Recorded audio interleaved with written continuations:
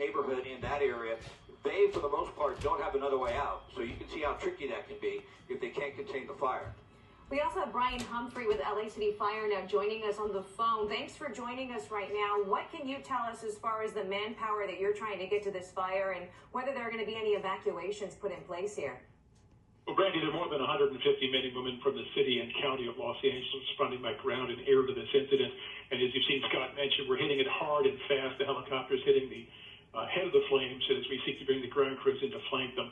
As mentioned, this place, for those that we see most closely affected where the homes are on Charmel Lane and also those homes on Vista Grande Drive. At this time, no structures have been damaged. We're pleased to report there are no injuries. And we're seeing from the video that Scott's showing us right now of these homeowners in their backyards, and we see this time and time again. They're hosing down their roofs. I mean, this gentleman right there is dangerously close to the smoke and flames. Is this a point where you tell people, okay, it's time? For 133 years, and we've never seen a situation where a homeowner has been able to protect their home in such a situation with just a garden hose. So we're asking people to leave, and be safe, and allow firefighters to move in.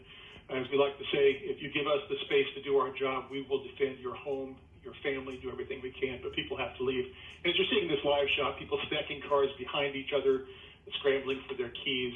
Obviously, it's a very tense situation here.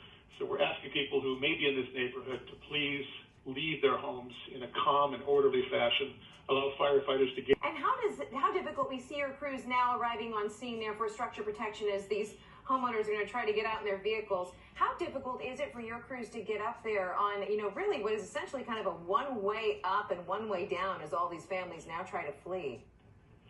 Well, the only thing could be worse here would be the middle of the night with strong winds. And thankfully, we have the space to defend these homes if we can get in and do it.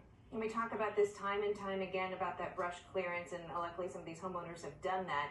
As far as your, fire crews that you've been manning, we've heard time and time again too. You guys have extra units right now, correct? You are staffed to what would normally be just a regular fire season, but it's been upped even more now because of the fire danger that we've seen with the Santa Anas. Oh, fortunately, not right now, but your fire crews you have extra fire crews on hand, correct? In the last 11 days, this is the single day of lowest fire weather danger that we've experienced in nearly 2 weeks.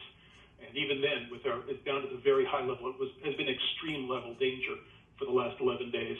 And the day the notch went down 1 to very high, and even then we can see this extreme fire behavior. So we do have some slight augmentation of our staff. We have our helicopters all ready to go. We have our ground crews ready. And the only thing we would do more than this if we had red flag fire weather, which thankfully we don't. Again, we have moderate humidity, and we're blessed to have no wind. And Brian, watching this shot, we just saw another. No borders or boundaries in the fire service. We must work against a common enemy. But the one thing we can't stress enough is the importance for homeowners to plan and to prepare. If you don't live in the Palisades today, please understand that what you see here today could happen in your neighborhood. Even if you live far from the brush hillsides, wind-driven embers can spread fire very quickly. So, go bag ready, but I just haven't done it yet because you never think that it's going to happen in your neighborhood.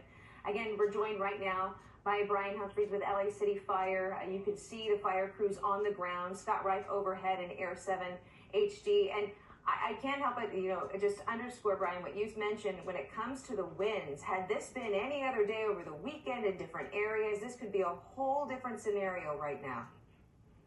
Absolutely, it could be. This area is historically prone to wildfire. It has been long before we arrived, and it will be in the future. So we need to look at this as an ecosystem, a year-round situation facing this Thursday and Friday as the fire danger moves to extreme, and we expect very strong Santa Ana winds. So when we look at this, Brian, we look at these flames, especially approaching those homes there on the middle part of your screen, and there aren't strong winds. So this is just merely the dry brush that we've grown accustomed to, just completely getting devoured, and it doesn't need the wind when it comes uphill and it comes to the angle that this fire is coming in on in order for it to rage this powerfully?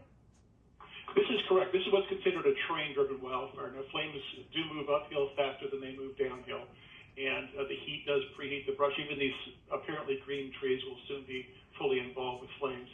And you can easily be deceived in thinking you're in a green belt and that you're safe when you're not. But there are no appreciable winds fanning the fire. Any movement you see of smoke in this blaze is purely due to the fire itself. And when you look at... We'll just draw your attention to the center of your image. You have a great image here as we see the brush, the typically green brush alongside that one house there has apparently been struck by some embers. And now we do have a home being threatened. Oh, that's unfortunate. It's towards the upper right-hand corner of your screen there, Scott. Thank you for zooming in. That's what tends to happen, and we don't even have the strong winds as we continue to mention right now at 11:15. If you're just now joining us, this is the Pacific Palisades area, and there is a massive brush fire that is threatening homes there right along Palisades Drive. You're looking at a house here, and it appears that is firefighters now realizing that the homes don't catch while the helicopters then take care of the main fire line as it progresses? You touch on a top priority, but not the top priority. The top priority, sadly, is making sure that people are out of harm's way. In this case, the people who have yet to evacuate or are remaining behind, making sure they get out of harm's way because they are the most precious thing, life above all else. That much said, the next most important thing is, as you mentioned, protecting these people's homes, their treasures, their memories, an immense investment, watching out for their pets and other things that are left behind. There's an immense amount of work here, and in a fast-moving wildfire like this, our resources are spread thin, and when people evacuate early, it really helps us do our job. Yeah, get everyone out of the way so you guys can move in and do whatever you can. Right now, we have more than 150 firefighters battling this from the ground.